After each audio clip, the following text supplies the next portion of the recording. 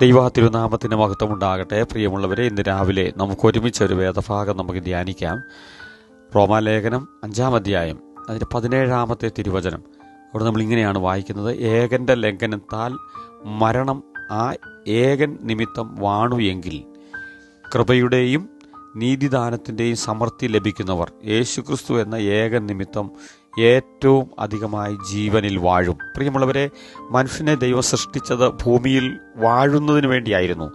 സകല ചരാചരങ്ങളുടെയും മേൽ അധികാരമുള്ളവനായി സകലത്തെയും വാഴുന്ന ഒരു മനുഷ്യനായിട്ടാണ്, അധികാരമുള്ള മനുഷ്യനായിട്ടാണ് ദൈവം മനുഷ്യനെ സൃഷ്ടിക്കാനിടയായി തീർന്നത്.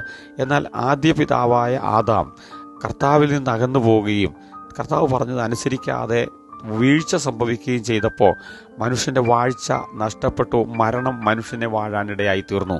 അന്നു മുതൽ മനുഷ്യൻ മരണത്തെ ഭയപ്പെട്ടായിരുന്നു ജീവിച്ചുകൊണ്ടിരുന്നത്. എന്നാൽ പ്രിയമുള്ളവരെ, കൃപയുടെയും നീതിദാനത്തിൻ്റെയും സമൃദ്ധി ലഭിച്ചവർ യേശു കർത്താവ് ഈ ഭൂമിയിലേക്ക് വന്ന് മാനവജാതിയുടെ പാപത്തിൻ്റെ പരിഹാരത്തിനായി മരിച്ച് ഉയർത്തെഴുന്നേറ്റപ്പോൾ ആ യേശുവിൻ്റെ ബലിദാനത്തിൽ, യേശു കർത്താവിൻ്റെ മരണത്തിൽ വിശ്വസിക്കുന്ന എല്ലാ പ്രിയപ്പെട്ടവർക്കും കർത്താവിൻ്റെ കൃപയുടെ ഒരു സമൃദ്ധി, നീതിദാനത്തിൻ്റെ ഒരു സമൃദ്ധി നമുക്ക് ലഭിക്കേണ്ടതായി തീർന്നു. അങ്ങനെ ആ ദൈവത്തിൻ്റെ പ്രവൃത്തിയിൽ വിശ്വസിച്ച്, ദൈവത്തിൻ്റെ ആ ബലിമരണത്തിൽ വിശ്വസിച്ച് പറയുക കൃപ നമ്മുടേതായി മാറിയപ്പോൾ, ദൈവത്തിൻ്റെ നീതി നമുക്ക് ലഭിച്ചപ്പോൾ, നീതിയുടെ സമൃദ്ധി നമുക്ക് ലഭിച്ചപ്പോൾ സംഭവിക്കുന്നത് പറയുന്നത് ഇങ്ങനെയാണ്: യേശുക്രിസ്തു എന്ന ഏക നിമിത്തം ഏറ്റവും അധികമായി ജീവനിൽ വാഴും. അപ്പോൾ ആദാമിന് കൊടുത്തിരുന്ന ആ വാഴ്ച യേശുവിൽ വിശ്വസിക്കുന്ന എല്ലാ പ്രിയപ്പെട്ടവർക്കും കർത്താവ് തിരിച്ചു നൽകാനിടയായി തീർന്നു.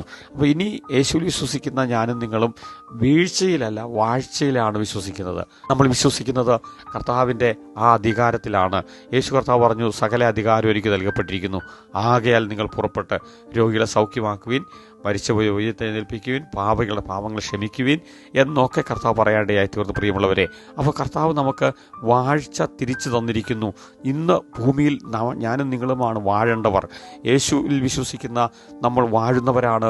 നമ്മുടെ ജീവിതത്തിലെ പ്രതിസന്ധികളുടെ മേൽ, നമ്മൾ അഭിമുഖീകരിക്കുന്ന വിഷയങ്ങളുടെ മേൽ, നമ്മൾ അഭിമുഖീകരിക്കുന്ന ഏത് പ്രതിസന്ധിയെയും ഇന്ന് പകലും വാഴാനുള്ള അധികാരം നമുക്കുണ്ട്. അതുകൊണ്ട് നമുക്ക് ആ യേശുവിൽ വിശ്വസിക്കാം. പ്രതിസന്ധികളുടെ മേൽ നമുക്ക് വാഴാം. കണ്ണുകളടയ്ക്കാം, നമുക്ക് പ്രാർത്ഥിക്കാം. ഞങ്ങളുടെ പ്രിയ കർത്താവെ, അങ്ങ് ഞങ്ങൾക്ക് കർത്താവെ വാഴ്ച തിരികെ തന്നല്ലോ. കർത്താവെ, ഞങ്ങൾ അങ്ങിൽ വിശ്വസിക്കുന്നത് കൊണ്ട് അവിടുത്തെ നീതിയും അവിടുത്തെ വാഴ്ചയും ഒക്കെ ഞങ്ങൾക്ക് തന്നതുകൊണ്ട് ഞങ്ങൾ നന്ദി പറയുന്നു. കർത്താവെ, ഞങ്ങൾ ആ നീതിബോധത്തിൽ കർത്താവ് ജീവിക്കാനും വാഴുന്നവരായി ജീവിക്കാൻ, പ്രതിസന്ധികളെ വാഴുന്നവരായി ജീവിക്കാൻ കർത്താവെ അവിടുന്ന് ഞങ്ങളെ സഹായിക്കണം. നിങ്ങൾ പ്രാർത്ഥിക്കുന്നു. കർത്താവ് അങ്ങനെ ചെയ്യുന്നതുകൊണ്ട് ഞങ്ങൾ നന്ദി പറയുന്നു. യേശുവിൻ്റെ നാമത്തിൽ തന്നെ ആമേൻ. പ്രിയമുള്ളവരെ, കർത്താവിൽ വിശ്വസിക്കാം, വാഴുന്നവരായി തീരാം.